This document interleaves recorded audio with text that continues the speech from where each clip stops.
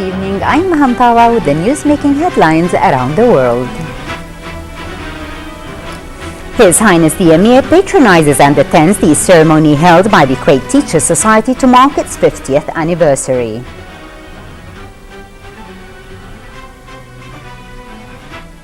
His Highness the Prime Minister meets in Beijing with His Excellency the Chinese President and conveys to them a written message from His Highness the Emir.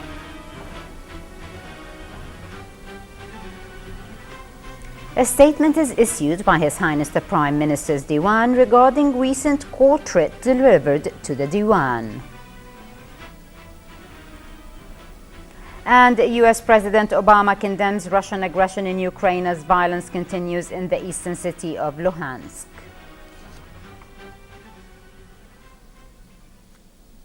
In our first item, Bismillah ar-Rahman ar-Rahim, under the patronage and with the presence of His Highness the Emir, Sheikh Sabah Al-Ahmed Al-Jaber Al-Sabah, a ceremony was held today to mark the Golden Jubilee of Kuwait Teachers Society at the Education Faculty Theatre in Shamia area. His Highness the Emir was received upon his arrival by the Minister of Health and Acting Minister of Education and Higher Education, Dr. Ali Saad Labeidi, and Chairman of the Board of Directors of Kuwait Teachers Society, Mithab Latebi, and members of the organizing committee. The 50th anniversary ceremony was also attended by His Highness the Crown Prince Sheikh Nawaf Al-Ahmed Al-Jaber Al-Sabah, His Excellency the National Assembly Speaker Marzouk Ali Al-Ghanem, Their Excellencies Senior Sheikhs, the Acting Prime Minister and Minister of Interior and Acting Minister of Awqaf and Islamic Affairs Sheikh Mohammed Al-Khalid Al-Hamad Al-Sabah, the Deputy Minister of the Emiri Diwan Affairs Sheikh Ali Jarrah Al-Sabah, and senior government officials.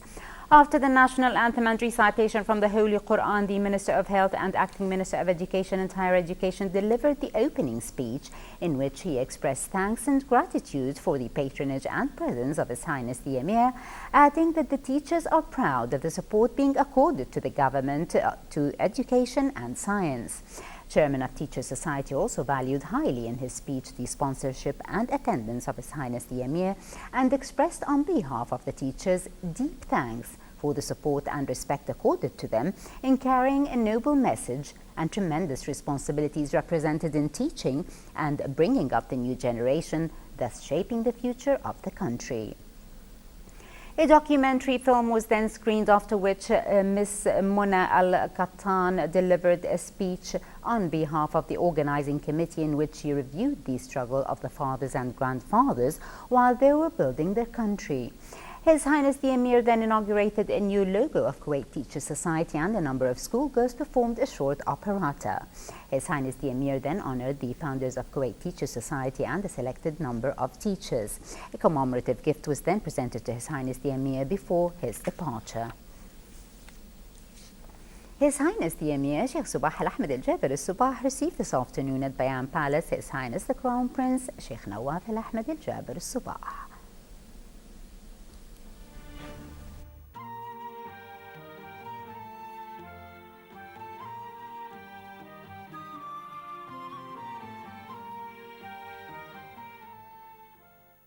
His Highness the Emir also received the Acting Prime Minister, Minister of Interior and Acting Minister of Awqaf and Islamic Affairs, Sheikh Mohammed Al-Khalid Al-Hamad Al-Sabah.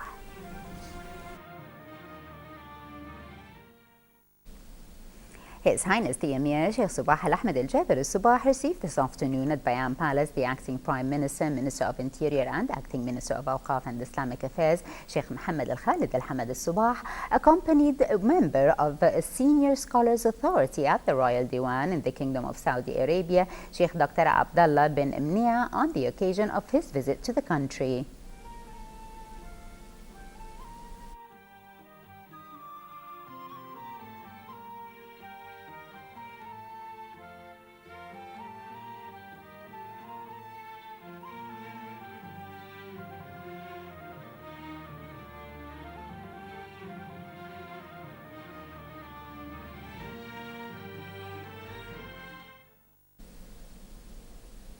His Highness the Emir also received the Director of the Presidential Diwan in the Tunisian Republic, Adnan Monser, who conveyed a written letter from His Excellency the Tunisian President Al-Munsif Al-Marzouki to His Highness Sheikh Sabah concerning the bilateral relations and means of cementing ties in various sectors. Both meetings were attended by the Deputy Minister of the Emiri Diwan Affairs, Sheikh Ali Jarrah Al-Sabah.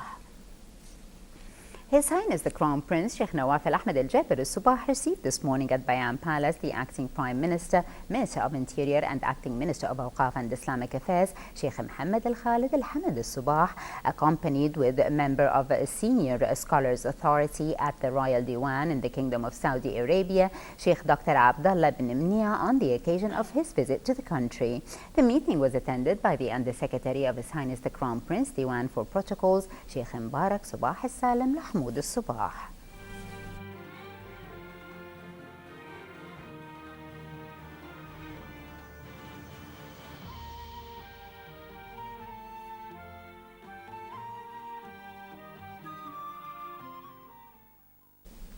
The National Assembly Speaker Marzouk Ali Al Ghanem received a member of the Senior Scholars Authority at the Royal Diwan in the Kingdom of Saudi Arabia, Sheikh Dr. Abdullah bin Mnia. The meeting was attended by MP Dr. Abdul Rahman Al Jiran and the Parliament Secretary General Alam Al Kandari.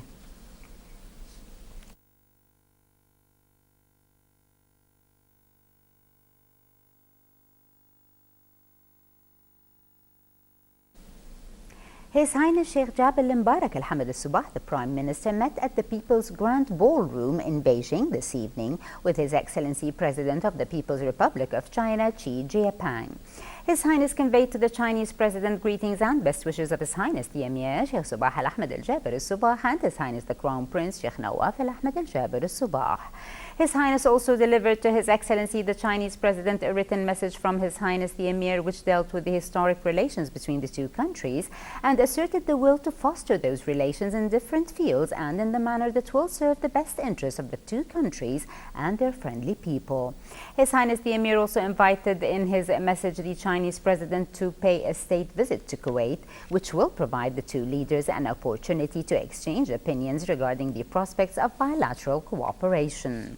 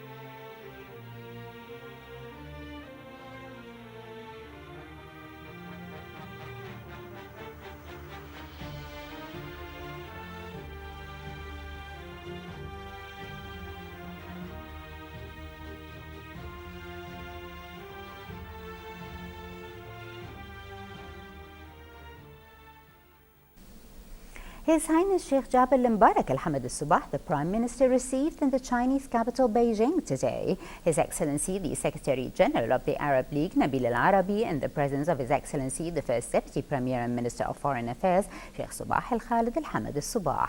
The two sides reviewed items on the agenda of the 6th Ministerial Meeting of the Arab-Chinese Forum.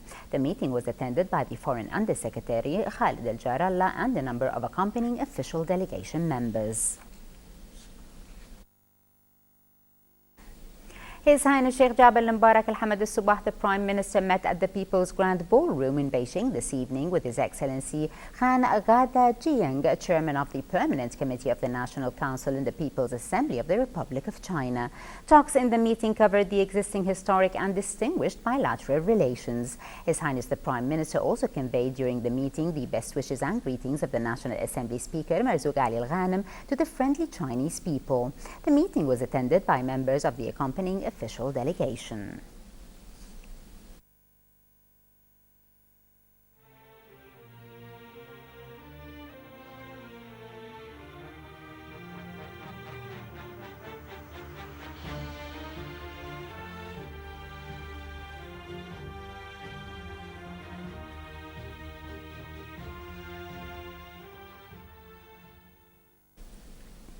The following statement was issued by the Diwan of His Highness the Prime Minister. His Highness the Prime Minister's Diwan received an official warning on the 2nd of June of 2014, directed to His Highness the Prime Minister at the request of Sheikh Ahmed Fahd Al Ahmed Al Subah.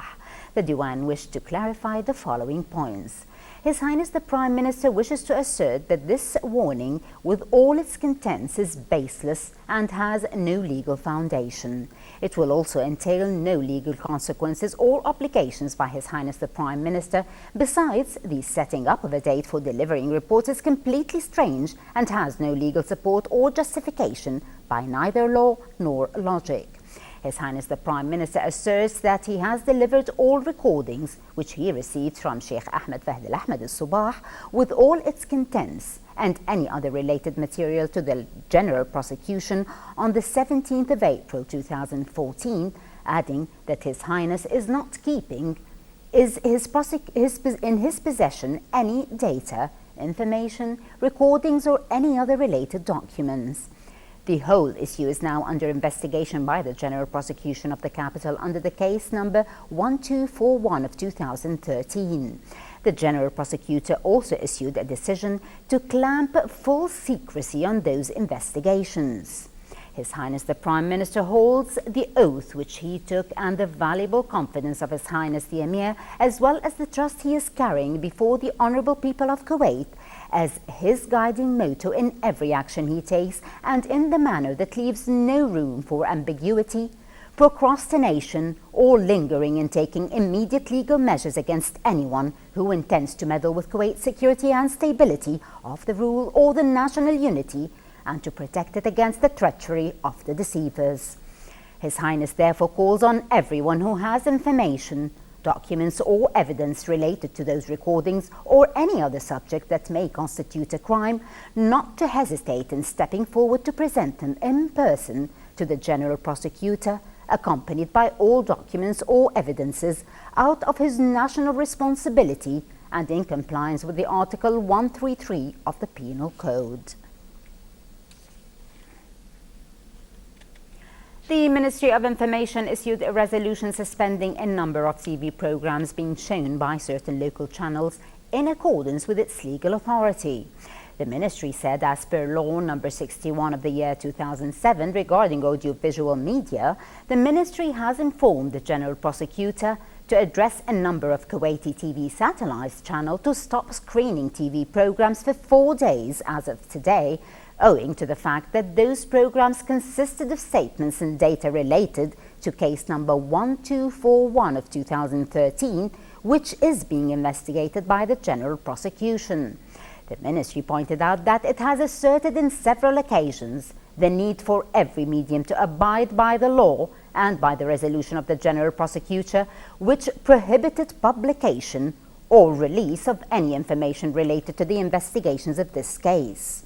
The Ministry of Information appealed to all media in Kuwait to abide by the General Prosecutor decision, pointing out that it will not hesitate to enforce the law against any violators. Egyptians took to the streets in celebration last night as Abdel Fattah al-Sisi secured a landslide victory in the country's presidential vote. The Election Commission confirmed that he secured 96.91% of the vote, with his opponent Hamdin Sabahi winning 3.9%. Salim Al-Ajmi has more in this report.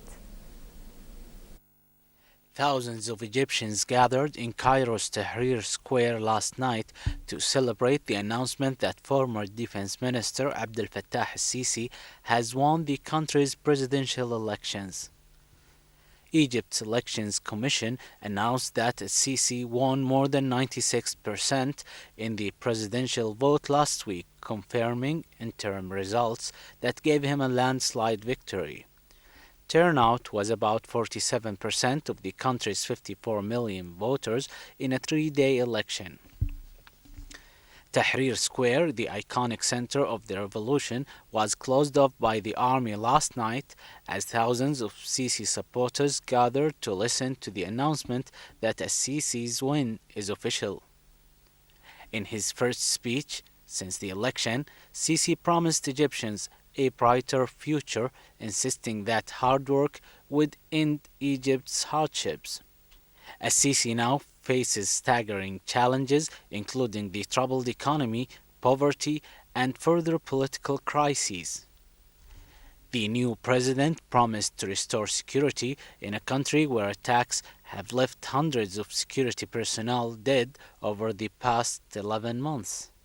Egyptians also gathered outside the country's presidential palace to celebrate Sisi's win over his only challenger, Hamdin Sabahi, who won only 3.9% of the votes. Sisi expressed his appreciation to Sabahi for providing a serious chance of electoral competition.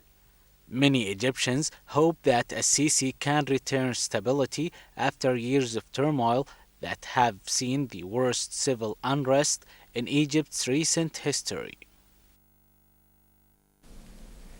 A day after Syria's presidential election, some Syrians living in the capital Damascus praised the vote as democratic, although voting took place only in government-controlled areas, excluding much of northern and eastern Syria. State-run media reported that voting closed at midnight and election officials began the process of checking the number of votes against lists of registered voters to ensure numbers matched. President Bashar al-Assad faces two government-approved challengers in the race, Maher Hajar and Hassan al-Nouri, both of whom were little known in Syria before declaring their candidacy for the country's top post in April. As the United States and the European Union rejected the vote, President Bashar al-Assad is widely expected to win the vote that took place amid a civil war that activists say has killed more than 160,000 people. Pro-Russia separatists took over two government bases in battles around the eastern Ukrainian city of Luhansk and seized ammunition and explosives from a border guard post. Meanwhile, officials said that 6 gunmen were killed and 3 Ukrainian servicemen were injured in 10 hours of fighting overnight at the National Guard base. The fighting in Ukraine's east has escalated following the 25th of May presidential election won by Petro Poroshenko, with rebels launching an attack on a major airport and shooting down a government helicopter elsewhere. Ukraine's fledgling government has blamed the recent military failures on the administration of the former president Viktor Yanukovych, which they claim has left the army penniless and poorly trained. U.S. President Barack Obama warned Russia today that further provocations in eastern Ukraine would only mean more isolation for Moscow. Obama held up 25 years of Polish democracy as a beacon for neighboring Ukraine in a public celebration in Warsaw, saying that the United States will not accept Russia's occupation of Crimea or its violation of Ukraine's sovereignty. Societies must embrace a greater justice that recognizes the inherent dignity of every human being. And as we've been reminded by Russia's aggression in Ukraine, our free nations cannot be complacent in pursuit of the vision we share, a Europe that is whole and free and at peace. We have to work for that. We have to stand with those who seek freedom.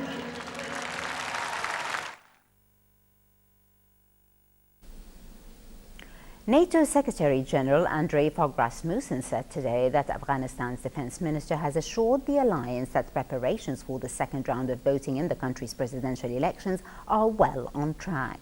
Following a summit in Brussels that included NATO and Afghan defense ministers Bismillah Mohammadi and the commander of the International Security Assistance Force in Afghanistan, Rasmussen said that NATO was planning a follow-on mission to train, advise and assist the Afghan forces beyond the end of the year as part of resolute support the post-2014 NATO mission in Afghanistan. The remarks came a day after NATO defense ministers agreed to continue and further reinforce NATO's reassurance measures in the wake of the Russia-Ukraine crisis.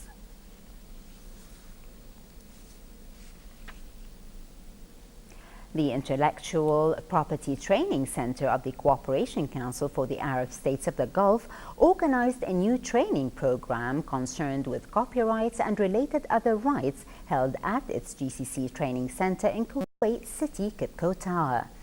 The program targeted GCC staff, patent offices and other official entities and institutions concerned with IP matters of various sectors including commerce, industries, media and others. Salim Al-Kandari has the details in this report. The Intellectual Property Training Center of the GCC countries, with its headquarters in Kuwait, proceeded with its training programs concerned with all related issues of intellectual properties. The latest was titled Copyrights and Related Rights. This specific program was an advanced level and copyrights and related rights for different issues such as literacy works, artistic and scientific works, computer programs, rights of productions and reproductions, broadcasting rights, and various other related issues to intellectual property. This training program is part of the training center's main purpose for its establishment. All GCC staffs are permitted to join all courses and training programs free of charge. The center forwards letters to all government institutions to nominate some of its employees to attend and take advantage of all the well-prepared training programs and materials in order to receive internationally recognized information. The GCCIP constitutes a specialized technical body that will contribute to the development of the GCC intellectual property manpower, as well as the economic, social, and intellectual development in the GCC states. The Intellectual Property Training Center plays a crucial role in the development of the intellectual property-related legislative and legal frameworks through organizing specialized workshops and programs in this field. One main point trainees learn from this program is that protection does not extend to ideas. From the Intellectual Training Center at Kipko Tower, this is Salman Kandiri reporting for the English News. And finally, moving to the local financial news, where for a second day in a row, the three main indices of Kuwait Stock Exchange ended the trading session with a negative performance, as the price index dropped by 23 points to register at 7,344 points. The KSX 15 index also lost 0.49 points and settled at the level of 1,207 points. The share of Al Grain Holding Company was the top gainer of the day, while that of Kuwait Company for Process Plant Construction and Contracting was the top decliner.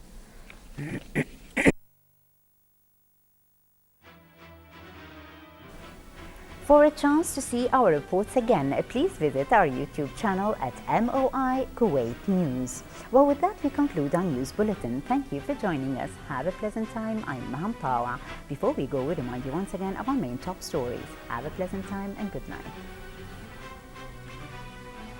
His Highness the Emir patronizes and attends the ceremony held by the Kuwait Teachers Society to mark its 50th anniversary.